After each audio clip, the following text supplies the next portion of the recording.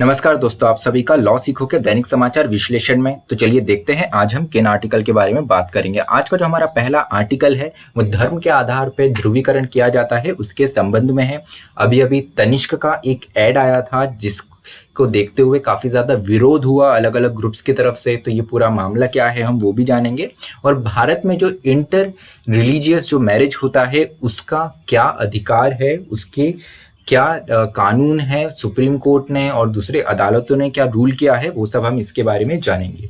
अगला जो हमारा आर्टिकल है वो आतंकवादी संगठन जो है उसके संबंध में है। पेंडेमिक के दौर में जब सारी गतिविधियां बंद हो गई तो हमको यहाँ पे जो टेररिस्ट एक्टिविटी थी, जो आतंकवादी जो घटनाएं थी वो भी देखने के लिए हमको नहीं मिली, खासकर हमारे क्षेत्र में। तो क्या ये पूरी तरीके से बंद हो गई है कि हमें या अभी भी सतर्कता बरतने की जरूरत है? ये आर्टिकल पूरे इस विषय के बारे में चर्चा करता है। उसके बाद में बांग्लादेश में अभी जैसे पर कैपिटा जीडीपी जो है वो भारत से ज्यादा होगा, ये अनुमान लगाया गया है आईएमएफ के द्वारा।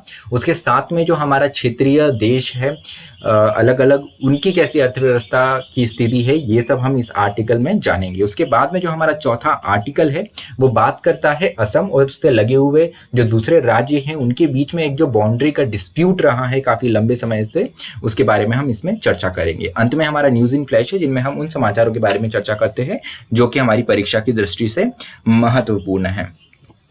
तो चलिए मैं आगे बढ़ूं उससे पहले ये लॉ सीखो के कुछ कोर्सेज और पैकेजेस है। इन्हीं में से एक कोर्स है लॉर्ड ऑफ द कोर्सेज जो कि हमारी जुडिशरी की प्रिपरेशन के लिए है। उसके अलावा ये और कुछ कोर्सेज है। इन सारे कोर्सेज की जानकारी आपको लॉ सीखो की वेबसाइट पर मिल जाएगी। तो चलिए आज का एमसीक्यू देख लेते हैं। वह यह है कि HIV एक रेट्रो वायरस है जो कि निम्न में से कौन सी कोशिकाओं से को संक्रमित और उपनिवेश करता है। आपको ऑप्शन ए है इम्यून सिस्टम, ऑप्शन बी है immune and central nervous system, option C है एंडोक्राइन सिस्टम, ऑप्शन डी है इम्यून एंड एंडोक्राइन सिस्टम दोनों।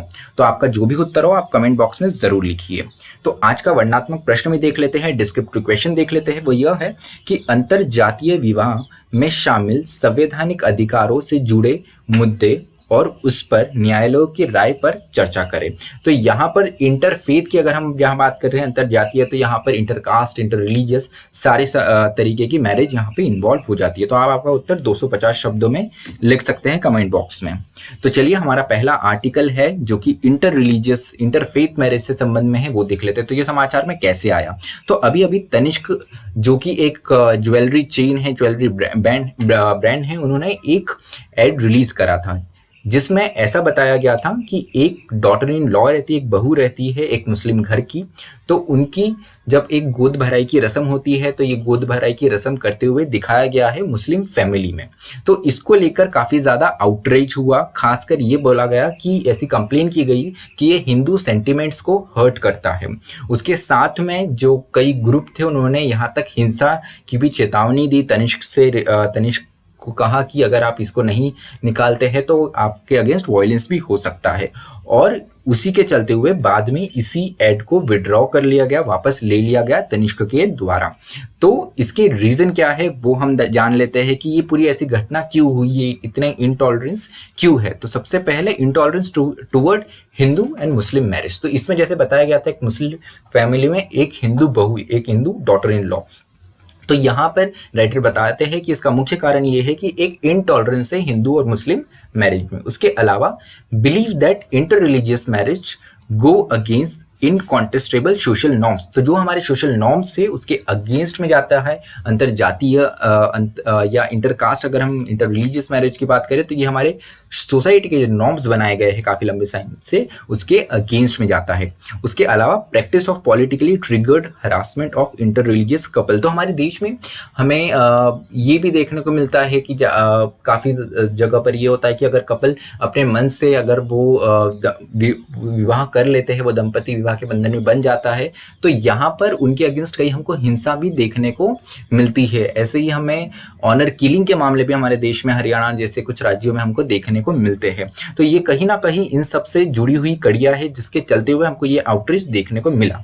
उसके अलावा conservative attitude toward love marriage, तो हमारे देश में काफ़ी लंबे समय से ये परंपरा रही है कि जो बच्चे के माँ बाप होते हैं, जो उस दंपति के माँ बाप है, वही ये तय करते हैं कि कौन उनका जीवन साथी होगा आगे। तो हमारे देश में कहीं ना कहीं लव मैरिज का जो है कंसेप्ट काफ़ी न्यू है, अभी भी टैबू है अगर माना जाए तो। छोटे छोटे जगह पर तो अभी भी अगर लव मैरिज होता है तो ये बहुत बड़ा एक इशू होता है। तो कहीं ना कहीं हमारा एक संकुचित एटीट्यूड, एक कंजर्वेटिव एटीट्यूड इसके पीछे है। उसके साथ में लव जिहाद का भी एक आरोप लगाया गया जो एक्सट्रीमिस्ट ग्रुप है उनके द्वारा। तो चलिए अगर रियलिटी चेक कर लेते हैं हम। राइटर बताते हैं कि रियलिटी चेक में हम देख सकते हैं कि जो हमारे large towns and cities generate condition for partial collapse of old community dominated order.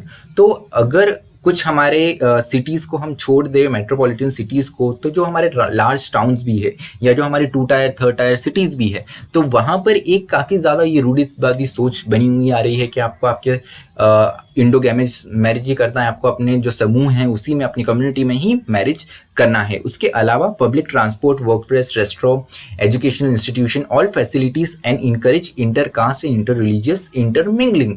तो जैसे अगर हम बात करें पब्लिक ट्रांसपोर्ट की, वर्क प्लेस की, रेस्टोरेंट्स की, भोजनालय की, जो हमारे एजुकेशनल इंस्टीट्यूशन आजकल सब जगह को एड ही हो चुके हैं, तो यहाँ पर इंटर रिलीजियस और इंटर कास्ट के जो लोग हैं, सिर्फ ऐसे बात नहीं कि लड़के लड़कियां ही, लड़के लड़के जैसे हमारा अगर फ्रेंड सर्कल ही देखे तो हमारे फ्रेंड्स जो है अलग अलग जाति के हैं, अलग अलग रिलीजियस के हैं।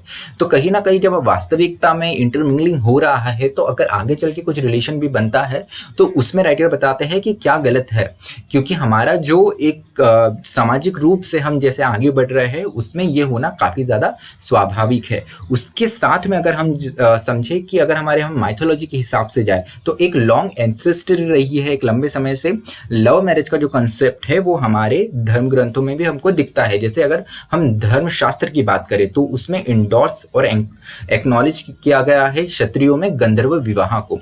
तो गंधर्व विवाह क्या होता है वो जान लेते हैं। गंधर्व विवाह में पुरुष या महिला जो भी पर्टिकुलर रहती है उन्हें चुनने का अधिकार होता है कि उनका वर या वधू कौन होगी।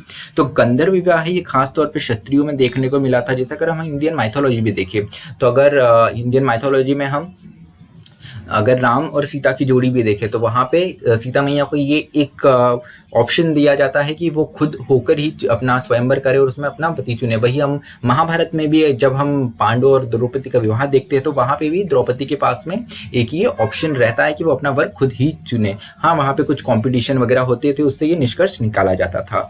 तो ये हमारी एंसेस्ट्री में हमारी देखे तो कहीं ना कहीं हमारी माइथोलॉजी में एक लव मैरिज का कंसेप्ट को इंडोर्स भी किया गया है और इसे एक्नॉलेज भी किया गया है। इसके साथ में not a general trade for all Indian, specifically not in metropolitan cities. Social intolerance is exaggerated by the trolls. तो यहाँ पर अगर हम, जैसे मैंने बताया, मेट्रो सिटीज को अगर हम छोड़ दे तो ये एक सोशल इनटॉलरेंस है कि कैसे आप अपने जाति के बाहर विवाह कर सकते हो। उसके साथ में कहीं ना कहीं हमारी मेल डोमिनेंट जो सोसाइटी है वो इसके पीछे बहुत मुख्य रोल अदा करती है, क्योंकि अगर लड़की की बात कही जाए तो लड़की को एज अ प्रॉपर्टी ट्रीट किया जाता है, खासकर मेल डोमिनेंट सोसाइटी में। तो यहाँ पे अगर वो रिलीजियस, हमारे रिलीजन से या हमारी कम्युनिटी से बाहर बात करती है तो वो ऐसे ट्रीट किया जाता है कि जैसे हमारी संपत्ति किसी और के पास चली गई। पर हकीकत में अगर हम देखें होलिस्टिक वे में तो एक ह्यूमन बीइंग को ये बिल्कुल राइट है कि वो अपना जीवन साथी चुन सके। तो यहाँ पे ज्यूरिस्प्रूडेंस देख लेते हैं इंटर रिलीजियस मैरिज का। तो मैं इसका शुरुआत करूंगा हमारे जस्टिस संजय किशन कौल, हमारे काफ़ी रिनाउंड जस्टिस रहे हैं। तो उन्होंने कहा है the right of privacy is a fundamental right. It is a right which protect the inner sphere of individual from interference from both state and non state actors, allow the individual to make autonomous life choices. तो जो right to privacy के, अगर marriage की अगर हम बात करें तो ये राइट टू प्राइवेसी के अंडर आता है। और यहाँ पर राइट टू प्राइवेसी में ये आपके पास में हक होता है कि आपके जीवन से जुड़े हुए जितने भी मुद्दे हैं उसमें ना स्टेट इंटरफेयर करे, ना नॉन स्टेट एक्टर इंटरफेयर करे तो यहाँ पर आपको ये हक होना चाहिए कि आपका जीवन साथी कौन होता है। उसके साथ में अगर हम और देखें ज्यूरिस्प्रूडेंस को तो कॉन्स्टिट्यूशनल प्रोविजंस हम देख सकते हैं। Article 21 right to life dignity की बात करता है, जिसमें ही राइट टू मैरिटल चॉइस का भी अधिकार हमको मिलता है। सुप्रीम कोर्ट ने इसे कई बार रिकॉग्नाइज भी किया गया है। उसके साथ में आर्टिकल 25 आर्टिकल 25 की भी बात करें तो वहाँ पे free to practise any religion, तो यहाँ पे स्वतंत्रता मिलती है कि आप कोई भी रिलीजन को प्रैक्टिस कर सके और आपको आपके रिलीजन से प्रैक्टिस करने से कोई नहीं रोक सकता है।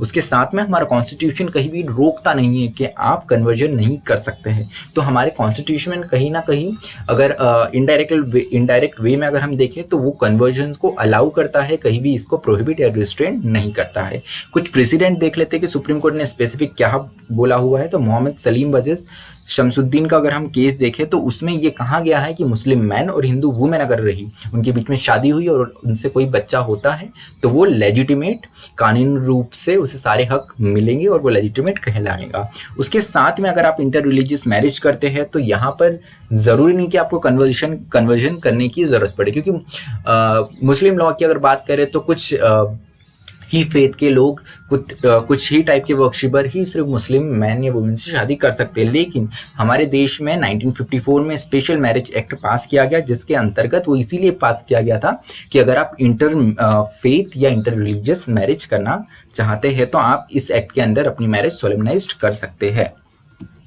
तो चलिए, एक केस हुआ था, हदिया मैरिज केस हुआ था, इसका थोड़ा हम टाइमलाइन देख लेते हैं। इसमें लव जिहाद की बात की गई थी, सेम केस था, मुस्लिम मैन थे, मुस्लिम यहाँ पे पुरुष था और महिला जो थी वो हिंदू थी। तो ये केरला में Kerala high court annuals the marriage, तो यहाँ पर केरला हाईकोर्ट ने ये बात मानी कि ये मैरिज सही नहीं है और किसी दबाव में हुआ है और उन्होंने इसको बिल्कुल जगह नहीं दी। जब ये सुप्रीम कोर्ट में मामला गया तो उस टाइम के chief justice of India justice कहर ने ये ऑर्डर किया कि जो दंपति है, जो पुरुष है, उसके अगेंस्ट एक NIA जांच होनी चाहिए, जो कि अपने आप में ऐसी एक अनप्रेसिडेंट, अपने आप में काफ़ी सरप्राइजिंग एक ये ऑर्डर था। उसके बाद में अगस्त में जब ये मामला जाता है तो यहाँ पर एक रिटायर्ड जस्टिस की मॉनिटरिंग अथॉरिटी के अंडर एक NIA की प्रोब होती है। उसमें ये पता चलता है कि नहीं, ऐसा कोई भी वॉयलेशन नहीं है NIA का या कहीं भी ऐसी आतंकवादी गतिविधियों में जो जहान है वो किसी भी तरीके से संलिप्त नहीं है। उसके बाद में हदिया रिमेन्स इन कस्टडी, तो यहाँ पर नवंबर अगस्त की बात है, हदिया फिर भी कस्टडी में रहते हैं, वो अपनी पेरेंटल कस्टडी में रहती है। वो मेजर होने के बावजूद भी अपनी पेरेंटल कस्टडी में से रहने का ऑर्डर जो है वो कोर्ट देता है। उसके बाद में 27 नवंबर 2017 में court finally hears Hadiya and takes stand after courts aid her and interviewer and granted partial freedom from parental custody and sent to college hostel. तो यहाँ पर नवंबर 2017 में जब ये मई से चला आ रहा था मामला, सुप्रीम कोर्ट ने यहाँ पर उन्हें अलाउ किया, हदिया को अलाउ किया कि वो अपनी फ्रीडम से रह सकती है और उन्हें कॉलेज हॉस्टल में भेजा अपने पेरेंटल कस्टडी से निकाल के। उसके बाद में 8 मार्च 2018 की बात करें तो SC ग्रांट्स हदिया ऑटोनॉमी। फाइनली मार्च 2018 में हदिया को ऑटोनॉमी दी और उससे कहा कि आप आपके जो मैरिड लाइफ है वो आप जी सकते हैं, अपने पति के साथ रह सकती है। तो चलिए हमारा अगला आर्टिकल देखते हैं, वो है terrorism during and after the pandemic. तो पेंडेमिक के दौर में जब सारी गतिविधियां बंद हो गई तो हमको कहीं ना कहीं आतंकवादी गतिविधियां भी इतनी देखने को नहीं मिली, खासकर हमारे उप महाद्वीप में। तो यहाँ पर जैसे आपको पता है, तालिबान हो गया, अलकायदा हो गया, IS, लश्कर-ए-तैयबा और जैश-ए-मोहम्मद, ये इनकी गतिविधियों में काफ़ी ज़्यादा कमी आई। IS की कुछ गतिविधियां देखने को मिली अफ्रीका के कुछ पॉकेट्स में, लेकिन इतने बड़े तौर पे कोई गतिविधि देखने को नहीं मिली। तो उसका कारण क्या हो सकता है, राइटर ने ये बताया है। पहला कारण तो ये है कि कहीं ना कहीं लैक ऑफ रिसोर्सेज, जो संसाधन है उसमें कमी आई है। जो इनको सप्लाई करता था वो खुद ही उनकी स्थिति ठीक नहीं है, तो वो इन्हें सप्लाई कैसे करेंगे। उसके साथ में temporary loss of support from those hostile non Islamic countries and tolerant Muslim. तो कुछ ऐसे टॉलरेंट मुस्लिम ग्रुप या कुछ मुस्लिम कंट्री जो ऐसे ग्रुप्स को सपोर्ट करती है, तो इनकी खुद की कहीं ना कहीं उनकी स्थिति खराब हुई, तो वो इन्हें भी इन टेररिस्ट ग्रुप को भी सपोर्ट नहीं कर पाए हैं। तो ये एक कारण हो सकता है जिसके कारण गतिविधियाँ कम हुई है। So why terrorism is still threat. तो यहाँ पर राइटर जो कह रहे हैं, हमको ऐसा नहीं है कि यहाँ पर एकदम चिंता मुक्त हो जाना है। यहाँ पर हमारे लिए बात यह आती है कि हम कितने ज़्यादा सतर्क रह सकते हैं।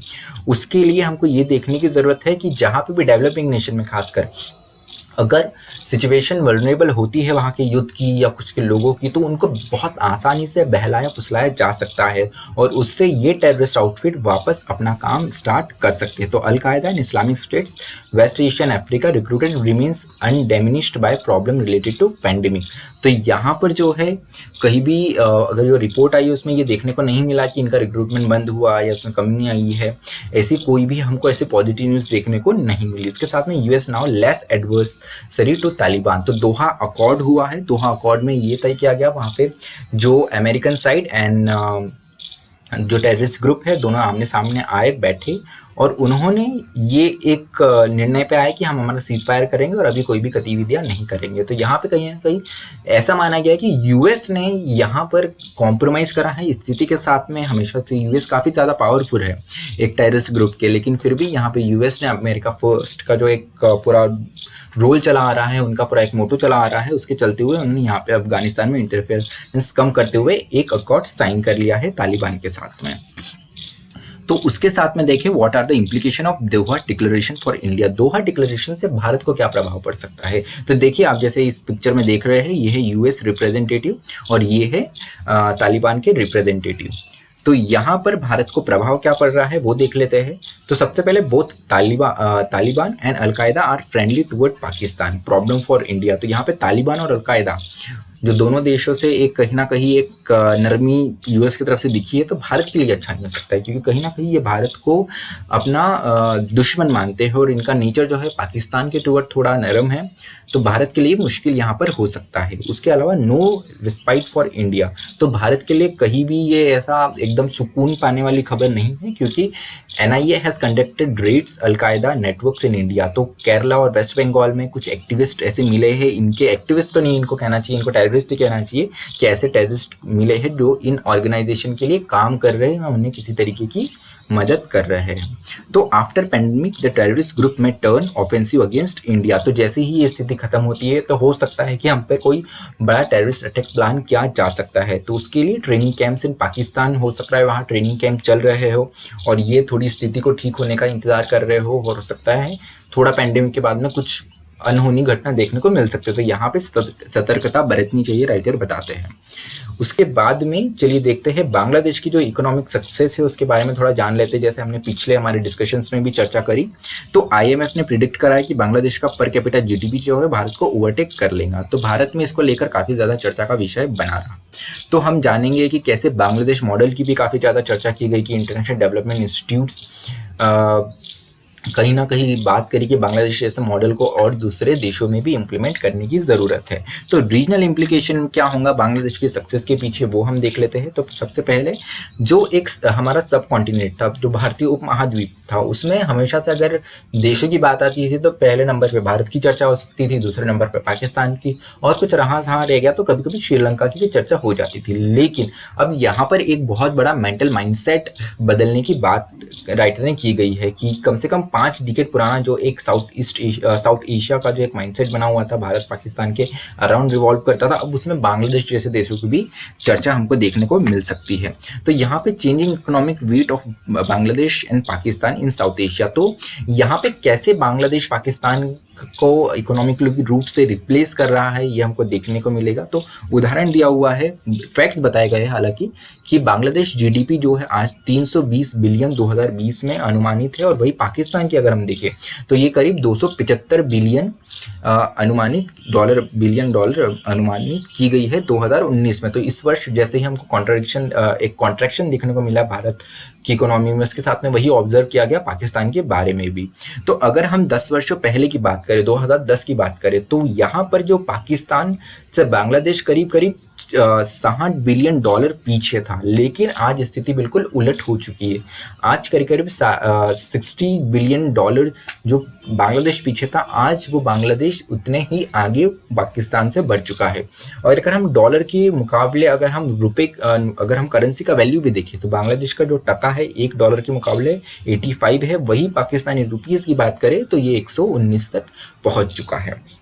उसके साथ में acceleration of regional integration in eastern सब कॉन्टिनेंट। तो सार्क का एक जो पूरा इशू रहा है कि जैसे हमारे प्रधानमंत्री जब इलेक्ट हुए उन्होंने सबसे अच्छा जो गुडविल गेस्चर भेजा था, उन्होंने सारी कंट्रीज के जो राष्ट्राध्यक्ष थे उनको इन्वाइट किया था कि वो सेरेमनी अनाउंस करो और हम एक रीजनल कॉर्पोरेशन मिलके एक बड़ा रीजनल कॉर्पोरेशन हम बन सकते हैं और एक सिग्निफिकेंट अमाउंट ऑफ हमारा प्रेशर बना सकते हैं दुनिया पे, एक पावर हम बन सकते हैं। लेकिन सार्क में हमको ऐसी कुछ स्थिति देखने को नहीं मिलती है because of India and Pakistan dispute.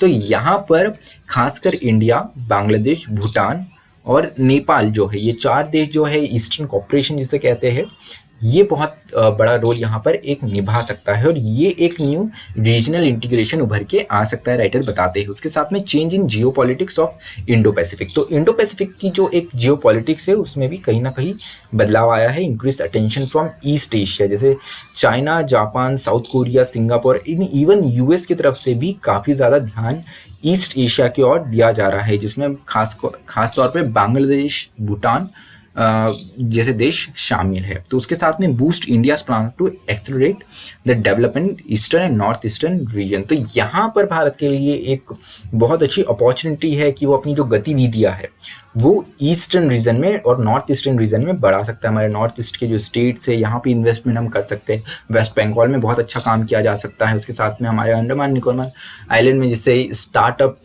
Hub भी हम बनाने की बात कर रहे हैं, तो यहाँ पर भी काफ़ी अच्छा डेवलपमेंट हो सकता है। हम बांग्लादेश के साथ में मिलकर बहुत अच्छा काम कर सकते हैं। तो चलिए बाउंड्री डिस्प्यूट की बात करते हैं। जैसे अभी हम नॉर्थ ईस्ट की बात कर रहे थे। अब नॉर्थ ईस्ट में अगर आपको कुछ बिजनेस मॉडल या आपको इंडस्ट्रियल रूप से किसी तरीके का कोई रिवॉल्यूशन लाना है, तो सबसे ज़रूरी बात यह है अर्थव्यवस्था के इकोनॉमी की दृष्टि से आपको इसको डेवलप्ड बनाना है, तो बहुत ज़रूरी चीज़ है कि यहाँ पर शांति की ज़रूरत है। लेकिन यहाँ पर असम और मिजोरम जैसे कुछ एरिया है, जैसे कछार का रीजन जो कोलसिप का एक जो ये टेरिटरी डिस्प्यूट रही है इन दोनों क्षेत्रों के बीच में, तो ये देखने को हमको मिल रही है। इसकी समाचार काफ़ी आ रहे हैं। उसके साथ में असम और मिजोरम के और अगर हम 2 क्षेत्र देखें तो करीमगंज और ममी जो मिजोरम का एरिया है, इन दोनों के बीच में भी एक डिस्प्यूट देखने को मिल रही है। तो इस मैप में आप देख सकते हैं कि पहला जो रीजन है कच्छर और कोलसिप, तो कच्छर और ये कोलसिप, तो कोलसिप का ये रीजन है और यहाँ पर कच्छर का ये रीजन है। इनके पास क्या विवाद है वो हम जान लेते हैं। तो what led to the dispute, तो अगर हम हिस्टोरिकली देखें तो यहाँ पर जो डिस्प्यूटेड रीजन की बात की गई है, तो इस डिस्प्यूटेड रीजन जो है यहाँ पर जो कल्टीवेशन किया जाता था ये मिजोरम के रेसिडेंट्स के द्वारा किया जाता था। लेकिन अगर हम पेपर के हिसाब से देखें तो ये सिंगला फॉरेस्ट रिजर्व जो कि करीमगंज की जुरिस्डिक्शन में और करीमगंज आता है असम में। तो अगर ये थोड़े हम बड़े मैप में देखें तो ये मिजोरम का क्षेत्र है, ये असम का है। मिजोरम का जो है कल्टीवेशन यहाँ के लोग करते हैं इस क्षेत्र में, और वही ये क्षेत्र जो है पेपर्स में अगर देखिए तो असम में आता है। तो इसलिए एक डिस्प्यूट ये देखने को मिलती है। तो ये जो डिस्प्यूट है 165 किलोमीटर लंबी जो एक बाउंड्री है असम और मिजोरम के बीच में, ये जो डिस्प्यूट है हमको ब्रिटिश एरा से देखने को मिलती है। अब उस वक्त तो मिजोरम और असम दोनों एक ही हुआ करते थे, लेकिन इनकी डिस्ट्रिक्ट्स अलग अलग थी, तो तब से हमको एक डिस्प्यूट देखने को मिली है। उसके बाद में बताया गया है कि 1875 का नोटिफिकेशन जो है उसने differentiate Lushai hills, Mizoram and plains of Cachar, तो इन्होंने इसको 1875 में ये नोटिफिकेशन लाके डिवाइड किया। अब यहाँ पे ब्रिटिश के द्वारा जो डिवीजन किया गया उसमें ये ऑब्जर्व किया जाता है कि उन्होंने जितने भी डिवीजन करे उन्होंने ग्राउंड पे जाकर नहीं करे, उन्होंने अपने अनुमान से कर दिया और वो आगे चल के काफ़ी ज़्यादा डिस्प्यूट का एक विषय बन चुका है। उसके साथ में 1933 का नोटिफिकेशन में देखें तो यहाँ पे consulting Mizo society demarcate Lushai hills and Manipur, तो यहाँ पे लुसाई हिल्स और मणिपुर के एरिया को यहाँ पे डिवीजन करा। तो इसमें मिजो सोसाइटी को आपने स्टेक होल्डर बनाया, लेकिन उसके साथ में ज़रूरत थी कि आप यहाँ पे असम का जो एरिया के लोग हैं इनको भी आप साथ में कॉन्फिडेंस में लेकर अगर करते हो तो हो सकता है आज ये डिस्प्यूट्स हमको देखने को नहीं मिलती। उसके साथ में नॉर्थ ईस्ट में और भी डिस्प्यूट्स है, जैसे असम नागालैंड की 500 किलोमीटर की जो बॉर्डर है, ये 500 किलोमीटर की असम और नागालैंड की मैप में देख लेते तो यहाँ पर भी वॉयलेंट क्लैशेस देखने को मिली, हिंसक गतिविधियाँ हमको देखने को मिली है। आम कॉन्फ्लिक्ट तक हमको 1965 में देखने को मिली है। तो 2 मेजर इंसिडेंट जो है वो 1979 और 1985 में हुए, जिसमें करीब करीब 100 लोगों की मृत्यु हुई है। और अब ये डिस्प्यूट जो है सारे विवाद जो है वो सुप्रीम कोर्ट में। उसके साथ में असम और अरुणाचल का एरिया देखें तो पहले अरुणाचल प्रदेश नहीं हुआ करता था, इस रीजन को भी असम माना जाता था। तो उनकी 800 किलोमीटर लंबी बॉर्डर है, तो यहाँ पे भी क्लैशेस देखने को मिले 1992 में, और काफ़ी ज़्यादा इलीगल इंक्रोचमेंट क्लैशेस के भी एक्यूजिशन लगे हैं। तो ये जो मामला है ये भी अभी सुप्रीम कोर्ट में है। उसके अलावा असम और मेघालय की बात करें तो ये असम हो गया, ये मेघालय हो गया। तो यहाँ पे भी 12 एरियाज ऑफ डिस्प्यूट है, अलग अलग 12 एरिया है डिस्प्यूट के, जहाँ पे कहीं ना कहीं विवाद देखने को मिलते हैं। तो CMs of 2 states spoke about need to maintain status quo and peace. तो ये काफ़ी अच्छा कदम है कि दोनों राज्यों के जो चीफ मिनिस्टर साथ में बैठे और उन्होंने बात करी कि हमको शांति स्थापित करने की ज़रूरत है और जो यथास्थिति है हम उसी को बना के रखेंगे।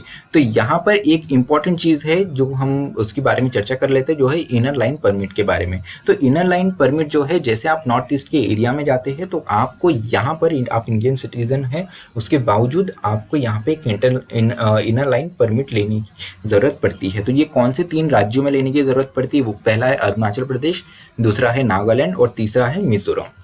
तो यहाँ पर इनकी ज़रूरत इसीलिए पड़ती है क्योंकि कहीं ना कहीं ये संरक्षित एरिया है।